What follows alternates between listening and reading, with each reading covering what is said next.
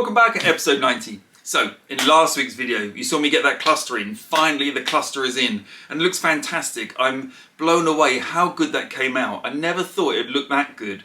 I might try and get you another shot of it, but it actually looks new. Amazing. In this week's video, what I want to try and do is tackle the idle of the car. I've noticed that, and you may have seen in the last few videos, it idles up there at something like 2000 RPM. Well, it's only since getting the tacho in that I can see what it is idling at, and it is 2000 to 2100, really high when the car's all warmed up. So I want to try and track that down this week. I think if I can nail that, I'll be really pleased. There's another step towards getting it out on the road. As ever, thank you for watching. Click the like button, click subscribe. I'm trying to push for 2,000 subs now, so please click the subscribe button and leave me some comments. You know I enjoy those. I will reply to everyone. But for now, let's just jump in and see how I get on. So really struggling to get the idle RPM down. And what I've discovered is that the auxiliary air regulator seems to be not working. I can squeeze the this sort of bent pipe at the front here and the revs come right down. Let it go, revs come back up again. And that's with a fully warmed up car. So I'm going to strip it off and take it to the bench and have a little look at it and see if we can work out what's wrong. Right, the auxiliary air regulator sits here. I think what I'm going to do first is just whip off the Jubilee clip and the pipe, and we'll just have a look in the end of it. And I'm hoping, I can. If I can just get inside there, we can just look up and just check what's going on before we rush in there and take it off. But I'm betting that is wide open now. Okay, wide open might be an exaggeration, but it's definitely open. And I should be able to close it using by applying power to it or heat.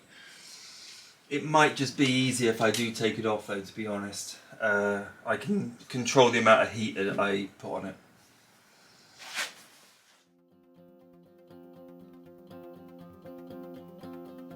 Right, I've undone the cross member so we can get in there a little bit easier. And that little friend should just lift out now. A little bit of adjustment. Come on, buddy. Out you come. There he is. Okay, so that is the auxiliary air regulator. Now, if I just bring it up to the camera, hopefully it should refocus and you'll be able to see deep inside there, and you can see that it's just about open. Now what I'm going to do is cool that down, check that it opens further, and then warm up and check that it closes. And that's our little friend after he's been in the freezer for about probably 3 hours now, minus 18 I think it is. If I can set that you can see. So that's it fully open. I think that's correct. So putting the auxiliary air regulator in the freezer did open up the hole quite nicely. Heating it up with a hairdryer till it was hot, I couldn't pick it up. Didn't close it fully, but what I'm going to do is put 12 volts across it. So that's now with power across it. I'm going to leave it about 6 minutes. I'll do it fast forward so you can see, but you should see the hole in there closing up.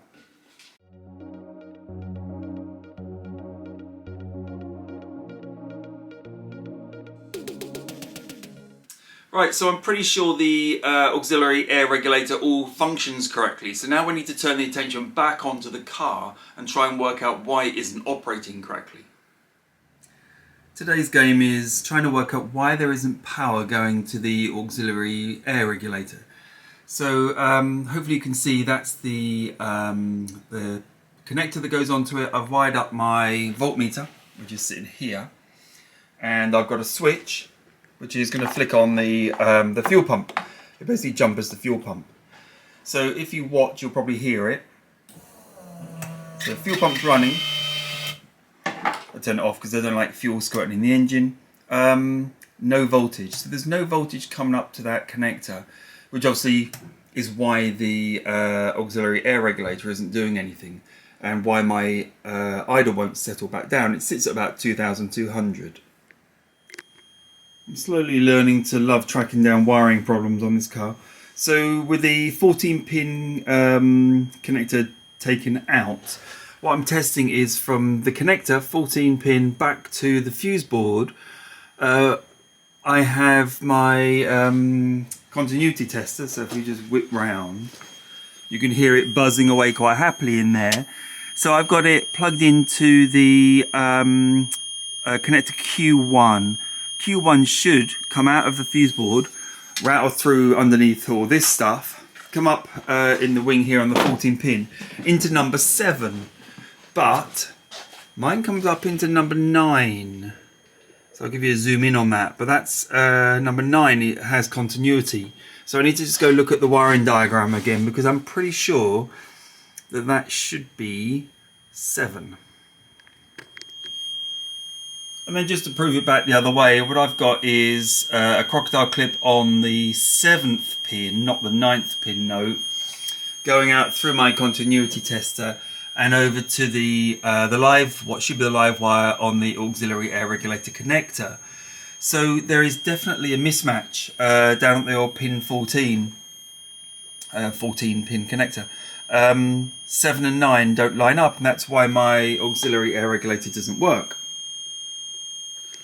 Right, today's task is the 14 pin connector. So, well, it's actually the auxiliary air regulator, because I've noticed that my tick over won't come down, and I've traced it back down to the auxiliary air regulator is not closing.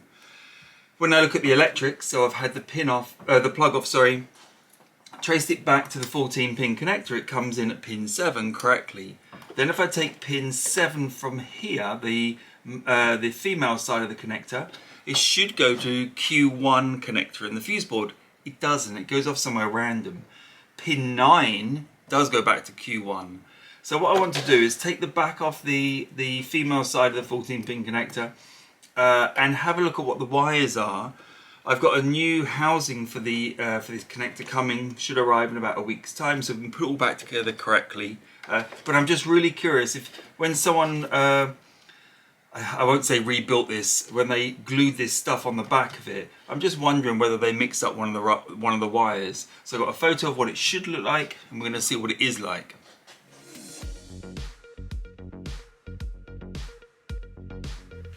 It's pretty nasty stuff actually. It's quite very solid.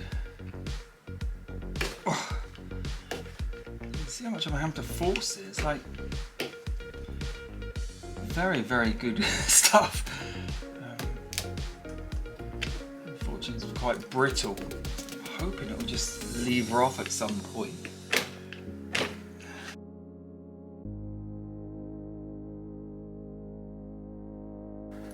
Kind of definitely coming apart now. Right, we can see inside. Hopefully, you can see that's the bit I've taken off. And there are the pins. Now, what I need to do is work out the numbering, and then I can quickly see why it's around the wrong way.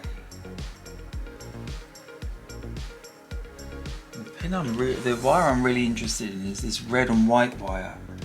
I've gone straight to that to see where that goes. Yeah. I can see it's swapped around with the black wire. I believe it should be blue, blue, blue. Let me get my phone out and I've got the picture of it. We can have a look.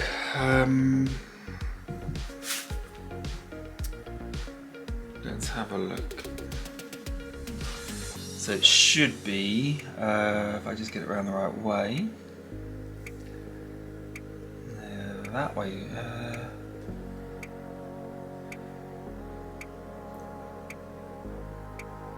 Select the photos backwards.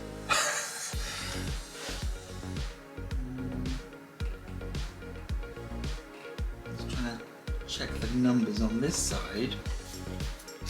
But this photo seems to be backwards from what I'm looking at. Let's poke a little bit of wire through and then I can see. So I've removed the black wire. Right, so that is where the black wire was. So I'm going to look, I have to use my phone because it's so small, the print, and there's not a lot of light. So that's 7. And the red wire is adjacent to it, so it's in 9, which is incorrect. So I'm not going to rush. I'm going to go back now to the drawing board, and I'm going to go back to the desk and just double check that. But I'm pretty sure that red wire is in the wrong hole. So what I'm going to do then, I'm going to remove pin 9, which is that one I've just pulled out. I'm going to remove pin 7. And that wire, I don't know if you can tell from there, but that wire, it's longer than pin, the black wire. It's been constrained and sort of squeezed back down into pin 7. Right, there we are, we're back to the correct order. Now, just touching that pin 7, that's pretty dubious, I would say, whether that's even connected. I will drop that lid on the floor.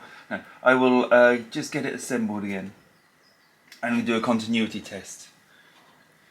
Right, so continuity test, the one wire goes off to Q1 in the fuse board. This probe I'm going to put into pin 7. Dodgy connection, that's me, I'm afraid. Okay, so we have what we need there. Now what I'm going to do is a voltage test on it because 7's off. This should supply a constant 12 volts. So let's just check that it does that before we plug it all back together, and then we should start the car and check that the auxiliary air regulator actually closes and the RPM stays low.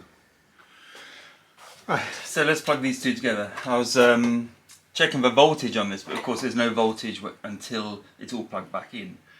I've disconnected the battery, so what I'm going to do is just sort of nurse this together. Obviously there's no back on the connectors, so it's going to try and push all the pins back out, but I can do it like that and get them all plugged in again, which is right. And then we just need to, we being I, just need to put the earth back in like that. Not sure why that one was out. I didn't think I did that one, but whatever. I also found, interestingly, another earth I hadn't connected around the front of the engine, so that's on now as well. Right, so that's on there, that's connected up. So we should have power to the pin 7. So what I can do then is check. I'm just wondering how to do this. There we are. So we had voltage here, which is all I was looking for. So pin 7 now has, I didn't let it get up there, but it's going 10.6, I think 10.8. Probably should be 12, I'm not sure. There's a common problem that this hits about 10.6 volts in various places, which we'll track down in due course. It's probably a bad earth. But we're getting voltage at the correct pin now. So now I'm going to connect it back up in the fuse board, and then we'll check actually at the auxiliary air regulator's connector. Right, so now I've got the, I'm just testing the voltage across the two connectors of the auxiliary air regulator connector. And we see that's coming up, up to 9.5 I let it get to. There is voltage there, which is all I'm after. I just want to ensure that we are actually getting voltage. We can plug that in, and I'm happy then that the auxiliary air regulator will get voltage, and we could even watch and just check it closes. But I've tested it on the bench. I know when I put voltage on there that it will close. Right, so I'm going to try and start her up. This is the first start since the auxiliary air regulator work, and obviously having the 14 pin all apart. So let's see what it does. I've literally not even turned it over. I'll give it a crank now and we'll see what we've got.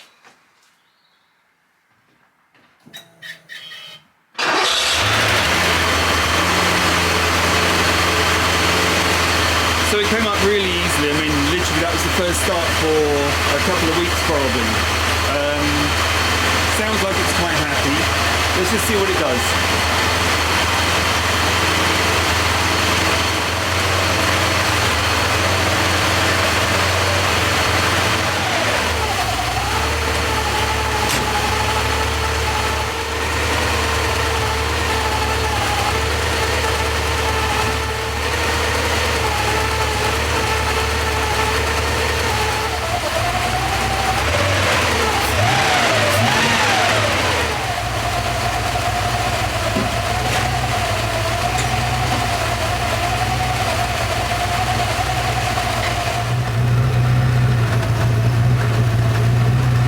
little glimpse from the back.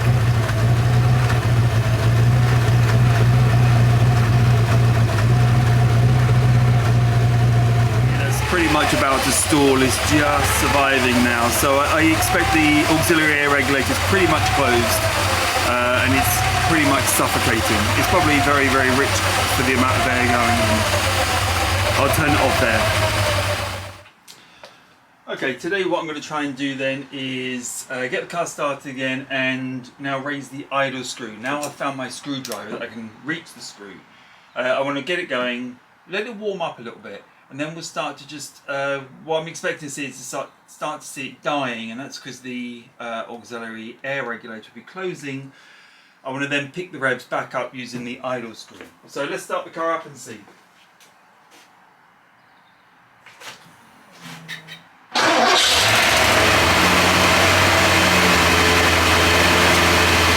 We need to let it warm up for a little while. It shouldn't take too long though.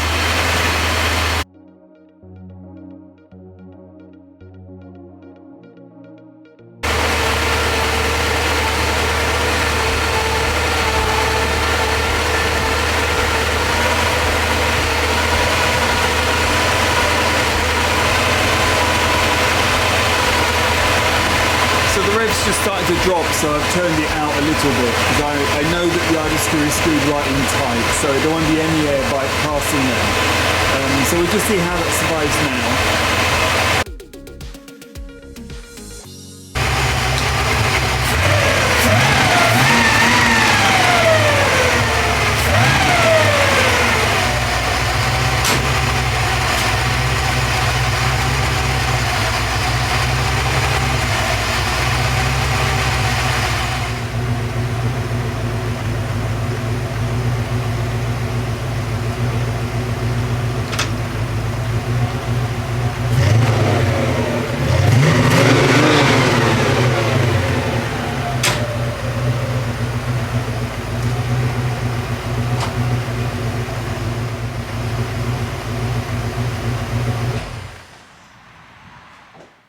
And that's it this week. Really pleased with that. Get the car ticking over. I've done some subsequent tests and it actually comes down to just about 1,000 RPM on tick over. So I will pull it down a little bit. I think it should be more close to about 750 RPM. But really pleased to finally sort of resolve that. Really curious why the pin 9 and pin 7 were switched over. And I can only assume that the 14 pin connector had broken and whoever put it back together got them mixed up by mistake. And the good news is, I think during the video I mentioned that I've ordered the connectors casing. They're quite expensive, about £40 for the two halves each. You know, so $80 for the lot. In a box in the boot of the car I was grubbing through and I actually found them. So I've got them already, so that's really good. Really pleased. Anyway, rambling as ever. Thank you for watching. Join me next week and I'll see what I'm up to and see you then.